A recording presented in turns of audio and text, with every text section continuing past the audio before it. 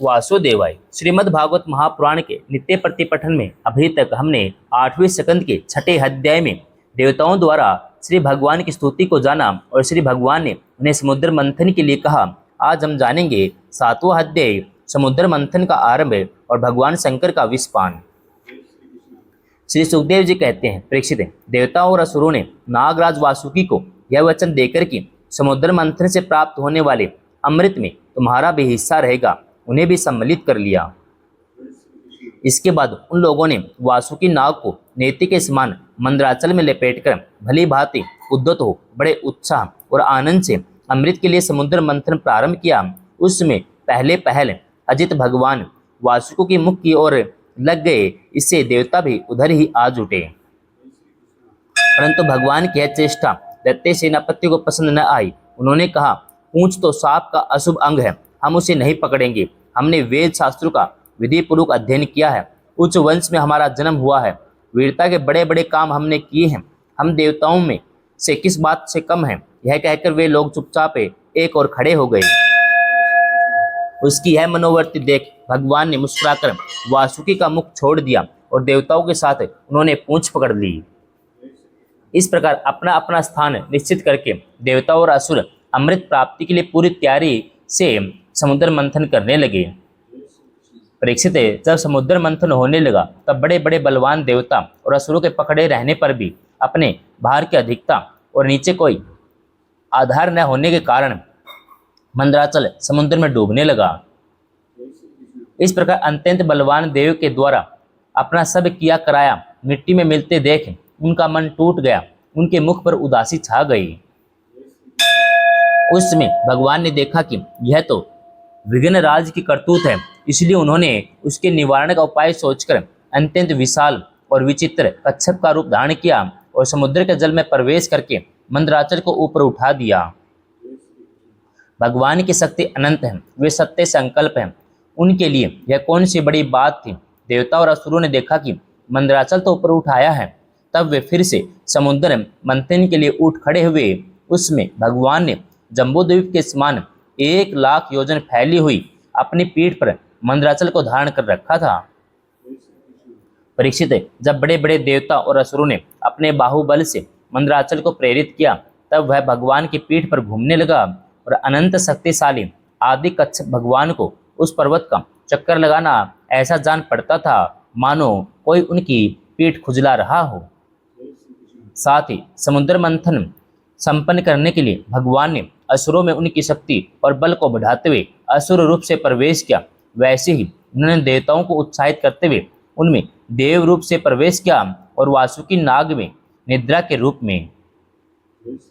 इधर पर्वत के ऊपर दूसरे पर्वत के समान बनकर सहस्र बाहु भगवान अपने हाथों से उसे दबाकर स्थित हो गए। उसमें आकाश में ब्रह्मा, शंकर, इंद्र आदि उनकी स्तुति और उनके ऊपर पुष्पों की वर्षा करने लगे। इस प्रकार भगवान ने पर्वत के ऊपर उसको दबा रखने वाले रूप में, नीचे उसके आधार कच्छप के रूप में, देवताओं और असुरों के शरीर में उनकी शक्ति के रूप में, पर्वत में दृढ़ता के रूप में, नेति बने हुए वासुकी नाग में निद्रा के रूप में, जिससे उसे कष्ट न हो, प्रवेश करके सब ओर से सबको शक्ति संपन्न कर दिया। अब वे अपने बल के मध्य से उन्मत्त होकर मंदराचल के द्वारा बड़े वेग से समुद्र मंथन करने लगे।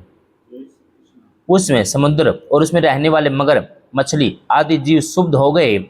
नागराज वासुकी के हजारों कठोर नेत्र, मुख और श्वासों के विष की आग निकलने लगी।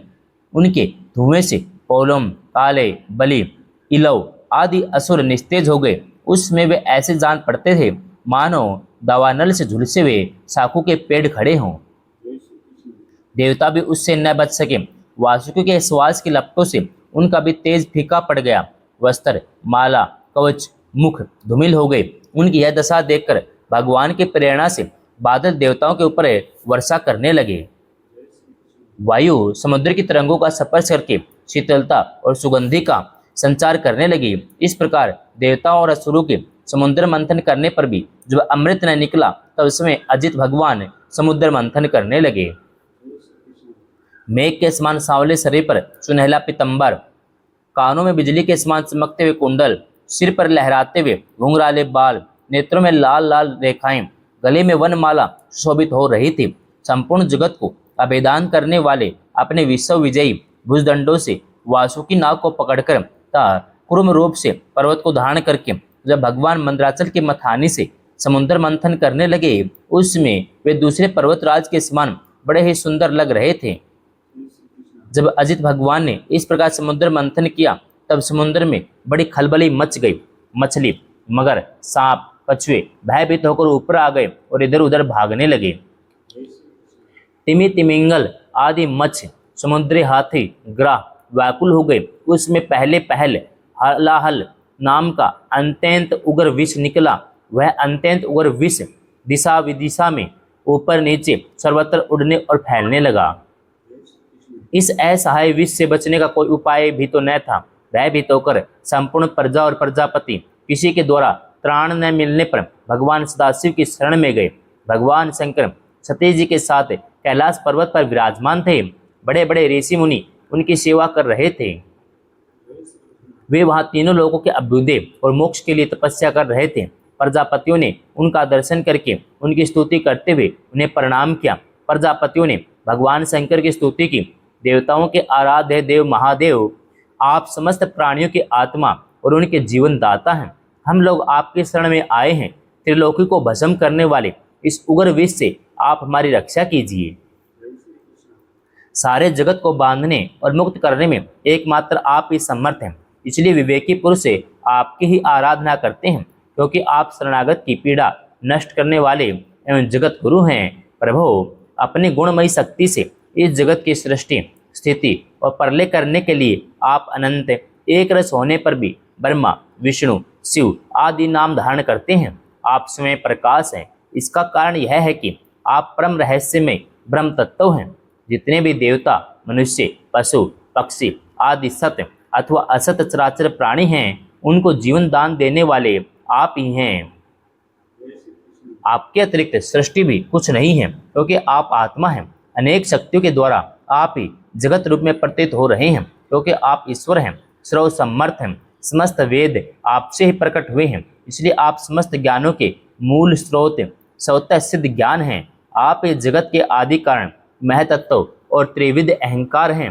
आप ही प्राण, इंद्रिय, पंच महाभूत, शब्द आदि विषयों के भिन्न भिन्न स्वभाव और उनके मूल कारण हैं। आप स्वयं ही प्राणियों की वृद्धि, हास करने वाले काल हैं, उनका कल्याण करने वाले यज्ञ हैं, सत्य और मधुर वाणी हैं। धर्म भी आपका ही स्वरूप है।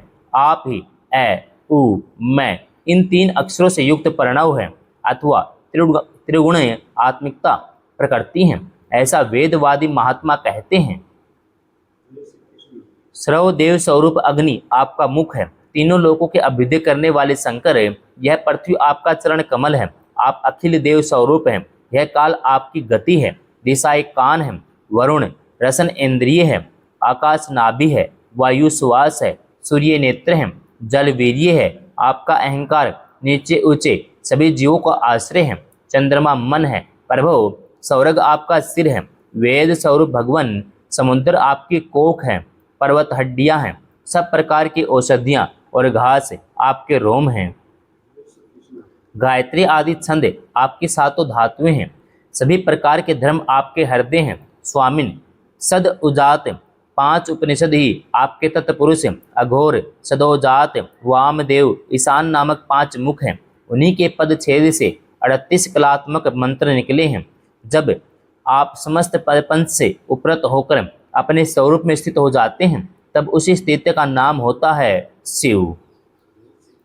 वास्तव में वही स्वयं प्रकाश परम अर्थ तत्व है। अधर्म की दंभ, लोभ आदि तरंगों में आपकी छाया है, जिनसे विविध प्रकार की सृष्टि होती है। वे सत्व, रज और तम आपके 3 नेत्र हैं।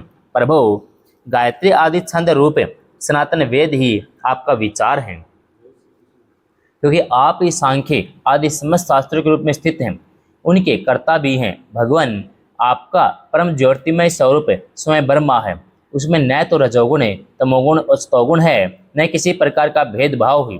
आपके उस स्वरूप को सारे लोकपाल, यहाँ तक कि ब्रह्मा, विष्णु और देवराज इंद्र भी नहीं जान सकते। आपने कामदेव, दक्ष के यज्ञ, त्रिपुरासुर और कालकूट विष, जिसको आप अभी अभी अवश्य पी जाएंगे, और अनेक जीवद्रोही असुरों को नष्ट कर दिया है। परंतु यह कहने से आपकी कोई स्तुति नहीं होती, क्योंकि प्रलय के समय आपका बनाया हुआ यह विश्व आपके ही नेत्र से निकली हुई आग की चिंगारी और लपट से जलकर भस्म हो जाता है। आप इस प्रकार ध्यान मग्न रहते हैं, आपको इसका पता ही नहीं चलता। जीवन मुक्त आत्माराम पुरुष अपने हृदय में आपके युगल चरणों का ध्यान करते रहते हैं। आप स्वयं भी निरंतर ज्ञान और तपस्या में लीन रहते हैं, फिर भी सत्य के साथ रहते जो आपको आसक्त और शमशानवासी होने के कारण उग्र और निष्ठुर बतलाते हैं, वे मूर्ख आपकी लीलाओं का रहस्य भला क्या जाने। उनका वैसा कहना निर्लजता से भरा है। इस कार्य और कारण रूप जगत से परे माया से, और माया से भी अत्यंत परे आप हैं। इसलिए प्रभु, आपके अनंत स्वरूप का साक्षात ज्ञान प्राप्त करने में सहसा ब्रह्मा आदि भी समर्थ नहीं होते, फिर स्तुति तो कर ही कैसे सकते हैं।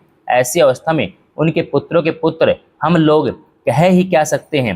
फिर भी अपनी शक्ति के अनुसार हमने आपका कुछ गुणगान किया है। हम लोग तो केवल आपके इसी लीला विहारी रूप को देख रहे हैं, आपके परम स्वरूप को हम नहीं जानते। माहेश्वर, यद्यपि आपकी लीलाएं अव्यक्त हैं, फिर भी संसार का कल्याण करने के लिए आप व्यक्त रूप से भी रहते हैं।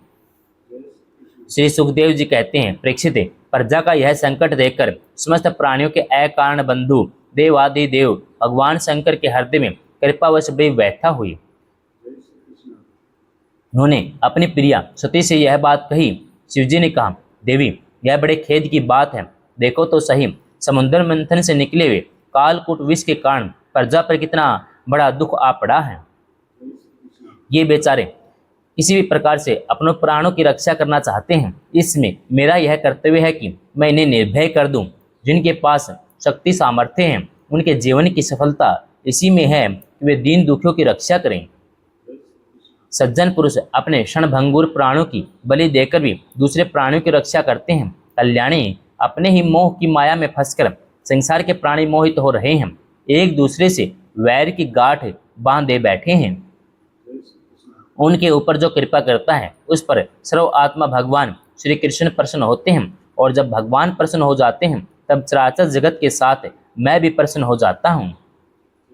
इसलिए अभी भी मैं इस विष को भक्षण करता हूँ, जिससे मेरी प्रजा कल्याण हो। श्री सुखदेव जी कहते हैं, विश्व के जीवनदाता भगवान शंकर इस प्रकार सती देवी के प्रस्ताव करके उस विष को खाने के लिए तैयार हो गए।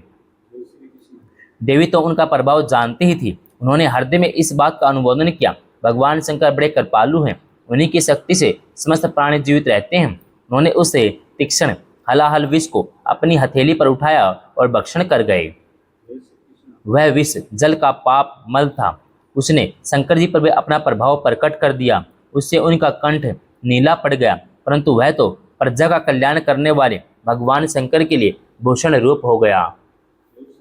परोपकारी सज्जन प्राय प्रजा का दुख टालने के लिए स्वयं दुख झेला ही करते हैं, परंतु यह दुख नहीं, यह तो सबके हृदय में विराजमान भगवान की परम आराधना है।